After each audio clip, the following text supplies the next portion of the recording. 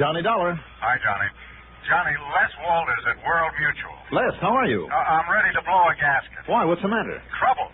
$300,000 worth. It's a lot of trouble. Yeah, well, I'll pick you up at your place in, say, 20 minutes. All right, but what's it all about, Les? Murder, burglary, arson, embezzlement? I'll tell you when I see you. Well, give me a hint at least, some possible angle to mull over. All you have to mull over is what your commission may be on 300 G's. Okay, I don't mind if I do. If you can solve this one. See you. I'll be there.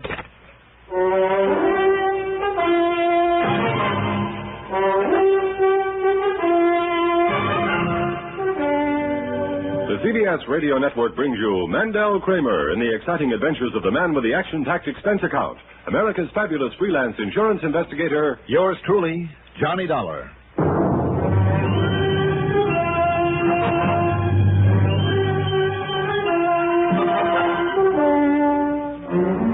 Expense account submitted by Special Investigator Johnny Dollar to World Mutual Insurance Company, Home Office, Hartford, Connecticut. Following is an account of expenses incurred during my investigation of the deadly crystal matter.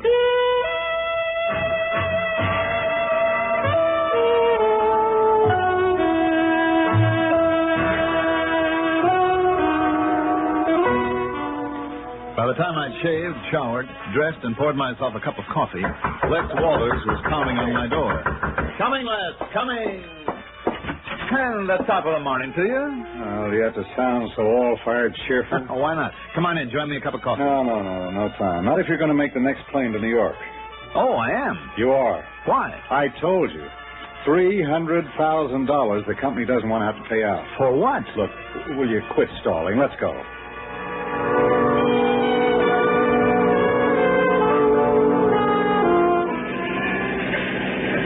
You just came back from New York? Yes.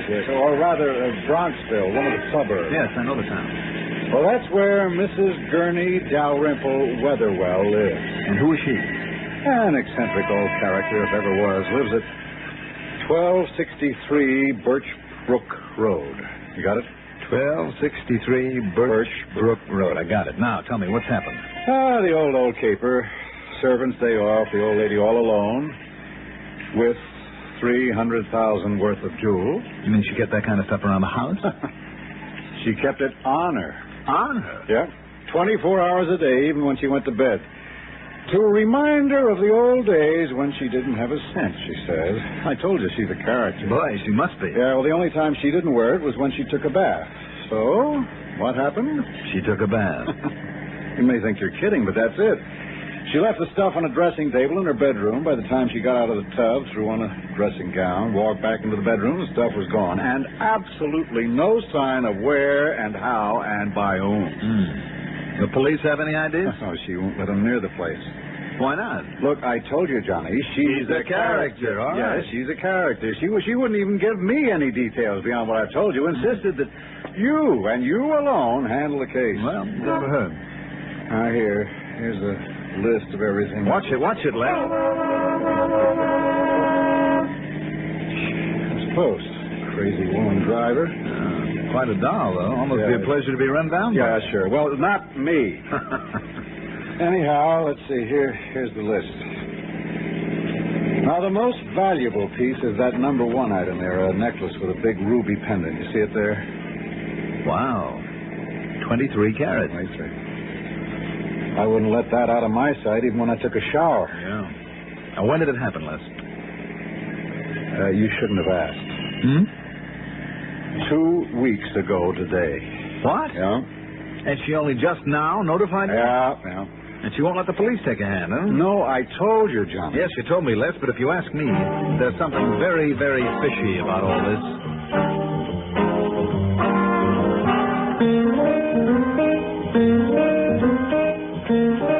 Expense account item 1, 1045, plane fare to New York. And aboard the plane, in the seat right next to me, yes, the girl who had nearly run us down on the way to the airport. She was late 20s, I'd say, very petite and cute, with jet black hair and warm brown eyes. Vaguely familiar, too, but not exactly sociable. I told you, Mr. What'd you say your name is? Dollar. Johnny Dollar. Oh, yes. And yours? Lynn Peters, if it makes any difference. Well, of course it does, because Lynn is... Look, I told you, Johnny, it was completely the fault of whoever was driving your car. And that's that. Now, excuse me. I'll tell you what, Lynn, I'll have him send you a written apology, okay? It won't be necessary. Forget it. Now, if you'll excuse me. Forget that somebody as pretty as you are might have been hurt because of his... I said excuse me. I'd like to read, if you don't mind. Ouch.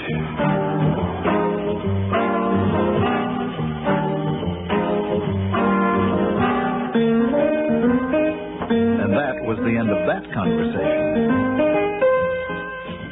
Item 2 in New York, $50 deposit on a rental car. An hour later, I pulled up in front of the old mansion at 1263 Birch Brook Road in the beautiful suburb of Bronxville. And Mrs. Gurney Dalrymple Weatherwell was a character. Mr. Walters told you rightly, Mr. Dollar. Like today, it was the servant's day off. I was completely alone here. And it was while I was taking my tub that my priceless jewelry was stolen. And, no sign of anyone having broken in, Mrs. Weatherwell? None whatsoever. I see. Now tell me, who else has the key to the house besides the servants? No one, and it was not they who did it. Well, can you be sure of that? Absolutely certain. I won't even permit your questioning them about it. Any family, then? Oh, since my husband died, I've lived here entirely alone. Except for the servants. It was not they. You didn't really answer my question about family. There's someone at the door, Mr. Dollar. Yes, I know, but before You you may answer answer it. What? I told you no servants today, so you will answer the door. Go on, young man. Go on. All right, all right. Here, Charlie says you... Lynn. Here, would you take this Blanc Violet? Oh, wait a minute, Lynn. Who's Lynn? You are. At least that's the name Well, that what is it? What is it, young man? What's that package you have there? Is that for me? Yes, it is. Very Here. well, then. Please shut that door. Well, now, just a minute. I think... If this is what I think it is... Oh, wait a minute. The girl out there who brought it, would you just stand aside one moment, Don't please? bother, Mr. Dollar. You see? There they are, my jewels. What? Yeah, that's right, all of them. I knew Charles wouldn't think... Oh, wait a minute. Listen to me. That girl... The only thing I'm interested in is that my jewels are back. See, aren't they lovely? Yes, they're lovely, but if you'll let me by, please, so I can see what happened to Here, her. while I hold it in place, you may close the catch on this necklace for me. Go on, fix it. Okay. There you are. Kill. You may go now. Thank you. Now that she's gone. I have my jewels back. The case is closed, and I have no further need of you. Goodbye. The case is closed, hmm? Yes. Lady, that's what you think.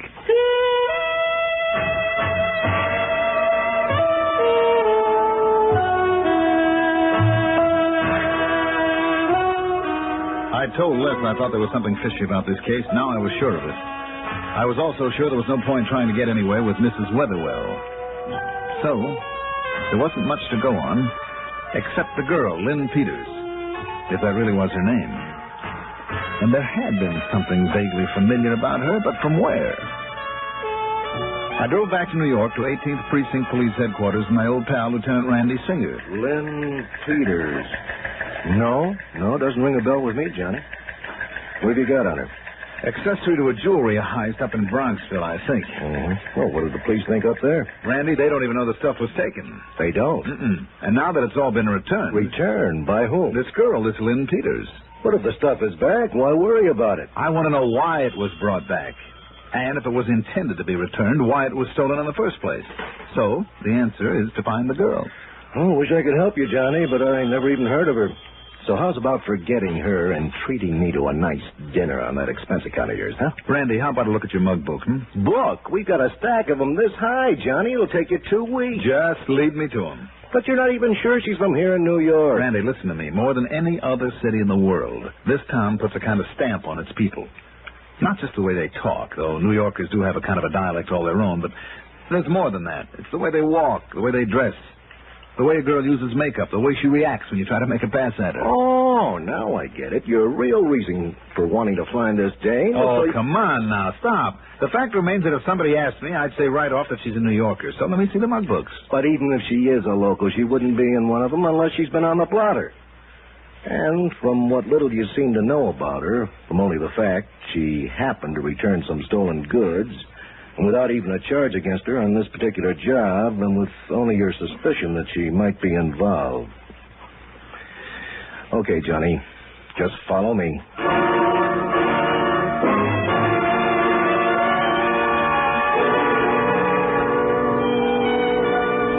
and 15 minutes later, it was 4 a.m., and I was still poring over the mug books. Randy was back on duty and shoving a mug of hot coffee at me. Oh, come on, Johnny. Give up, will you? Nope. But even if you find her, you've got nothing on her. And from what you've told All right, so I'm stubborn. But until I figure out what this cockeyed caper is all about... Well, don't just stand there, Randy. Give me a hand. Me? I don't even know what she looks like. All right. She looks a little like this one, only the eyes are different. And a bit like this one, only she's smaller. Like this one here a little, only darker hair and much cuter. Cuter. Ha. Did you run a check on that name, Lynn Peters? Well, like a darn fool, right after I locked you in here last night. Nothing, huh? Nothing. Nothing? Hey. What? Look, here she is. I knew I'd find her. I knew it, Randy. And look. Her name is Ruth Valashay. Well, I thought you said her name was Lynn Peters. Did I say it was her right name? Okay, so it's Ruth Valashay, the quick dip. The what? You know her? Sure, the quick dip we called her. Purse snatcher, pickpocket, years ago. All right, then. But not anymore, Johnny. So don't you make any trouble with her. Ruth's clean these days. She is, huh? Mm-hmm. Well, we'll see. And the address? Yeah. 2120 West 94th.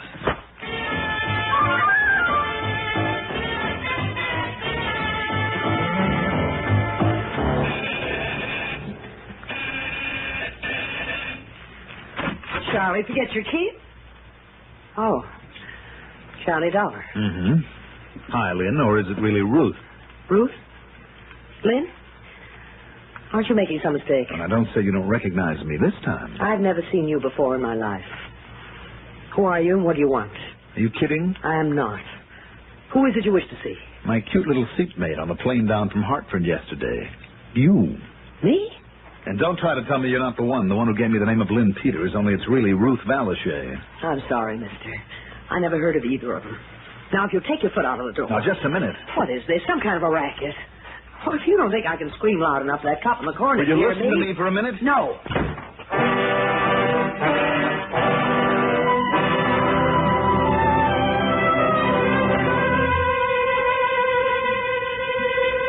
She'd used that name again. The same one Mrs. Weatherwell had used. Charlie. Charles. So maybe he was the key to all this. The rest of the day I watched the place, hoping he'd appear. Nothing. Nor the next day. Or the next. Then it hit me. Item 3, $1.20 for a call to Les in Hartford. Where you been, Johnny? I tried to call you at your apartment half a dozen times. Just answer my question, Les. Mrs. Weatherwell's beneficiaries? Yes. Only one. Her stepson, son of the man who died, left her a widow. What's his name? And incidentally, the insurance is payable immediately on formal notice of her death. $500,000 worth. All right, Les. What's his name? Charles. Charles Weatherwell. Do you know where I can find him? Somewhere in New York, I believe. But don't worry, Johnny. Yeah? From what she's told me, 15 minutes after word of her death gets out, he'll be pounding on my door demanding the insurance. She hates him. Then why leave him the insurance? Oh, only member of the family still left, that sort of thing. Look, Les. And it doesn't look as though he'll have long to wait. What do you mean? Well, like I say, I tried to call you. No answer. So I called the Weatherwell place. A doctor answered. Oh? Told me that 2 weeks ago she was healthy as all get out. But now she's about ready to kick off. From what? Well, the doctor and a couple of other specialists can't figure it out. Some strange kind of anemia, maybe. Only it's come on so darn fast that, well, they just don't know. Then maybe Charlie does. What? Thanks, Les.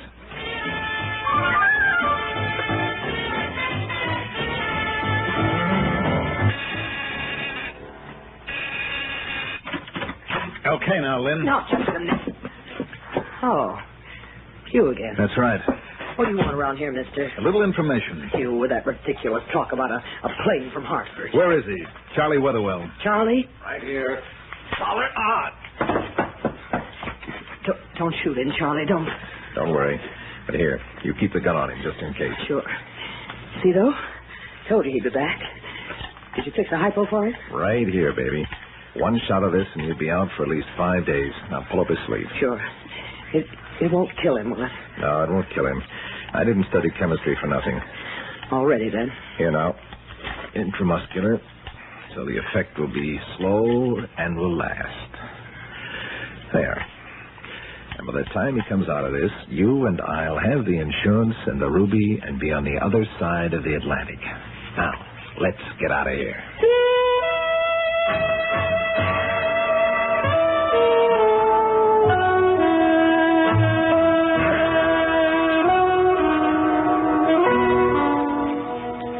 When you're hit from behind, when you don't know if the punk who did it has a gun, it's smart to play possum. The only thing that worried me was that injection in the muscle of my left arm. The minute they left, I sterilized the blade of my pocket knife with a match, made a deep cross-cut through the needle mark, and squeezed until my fingers were sore. It must have done the trick. Although I felt giddy for a while, I didn't pass out. Item 4, $2 at a nearby saloon for a slug of brandy. Item 5, $20 for some work on the arm by a doctor who stopped asking questions only after I showed him my credentials. Then I drove back to Bronxville.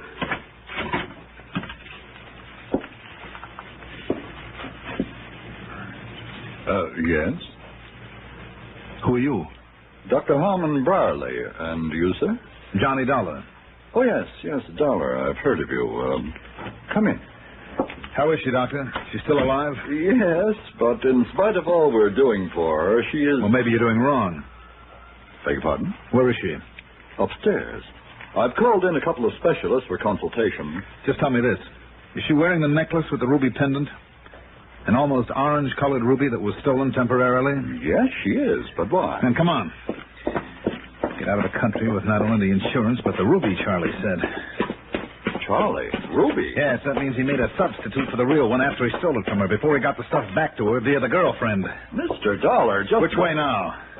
Second door on the right. All right, come on.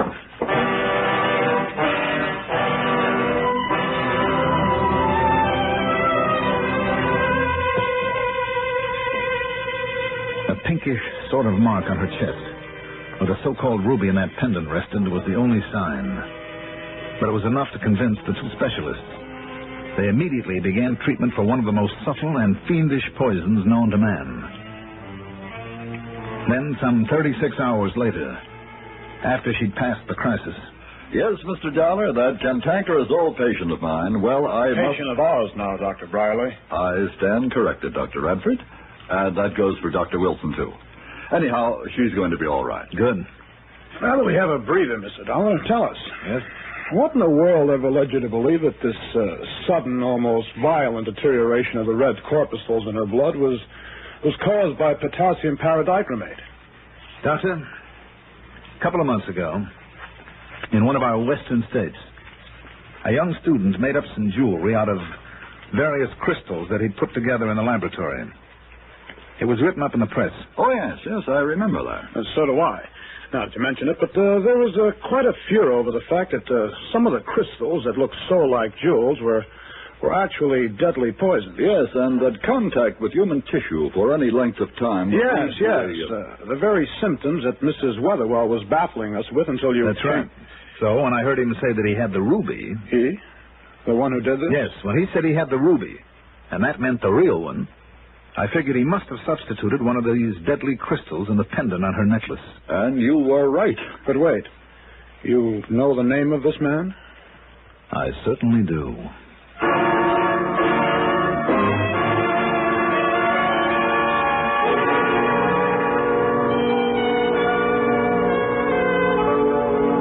Dr. Brierly was right. The cantankerous old biddy's recovery was complete. Though I must admit, little short of miraculous. I went back to my apartment, made a call to Les Walters, got a few hours of badly needed sleep, then the next morning joined Les at his office. Yes, Johnny, it took a little finagling, but the item appeared in this morning's Hartford Current. Oh, the New York papers got it, too. Good, Les. So the word is out that Mrs. Gurney Dalrymple Weatherwell has died. Mm-hmm.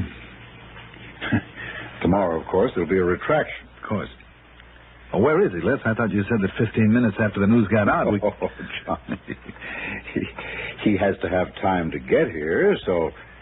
Oh, I'd say that he ought to appear...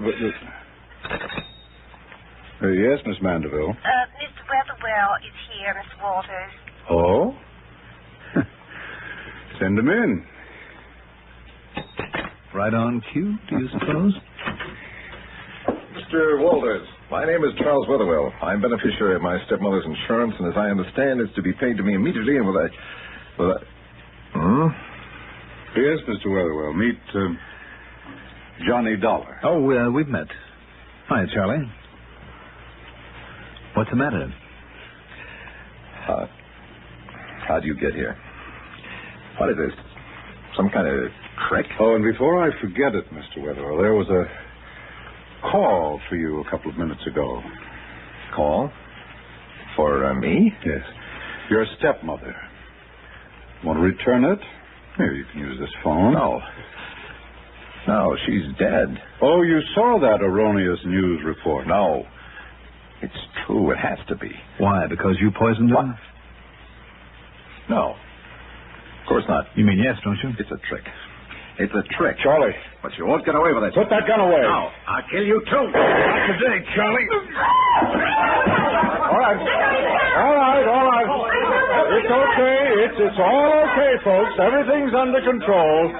Just a little argument in here, and Mr. Dollar has settled it quite satisfactorily.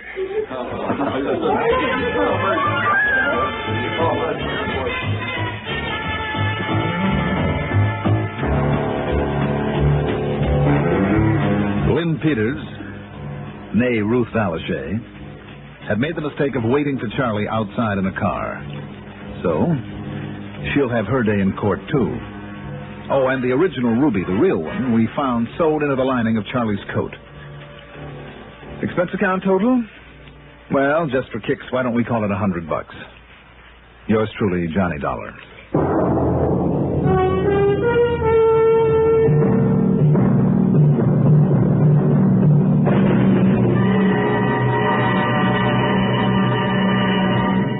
Now, here is our star to tell you about next week's story. Next week, I want all of you to be sure and listen. You may be sorry if you miss it. I call it the case of the tip-off matter. So tune in, won't you?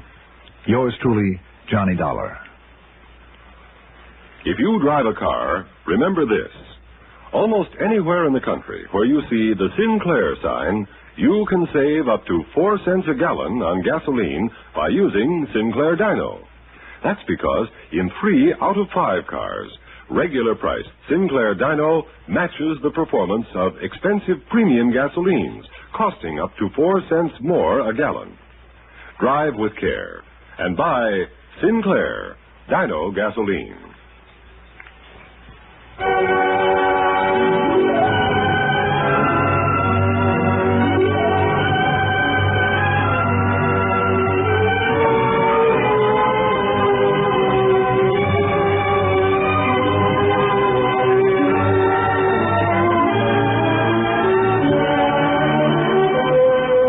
Yours truly, Johnny Dollar, is written by Jack Johnstone, produced and directed by Fred Hendrickson. Johnny Dollar is played by Mandel Kramer. Also featured in our cast were Carl Frank, Olive Deering, Elspeth Eric, Sam Gray, Casey Allen, Dean Carlton, and Rene Santoni. Music supervision by Ethel Huber. Sound patterns by Walter Otto. Technical supervision by Larry Solar. Be sure to join us next week, same time, same station, for another exciting story of yours truly, Johnny Dollar. Art Hanna speaking. At the crossroads of the Empire State, this is WROW Music, row 59 on your Albany dial.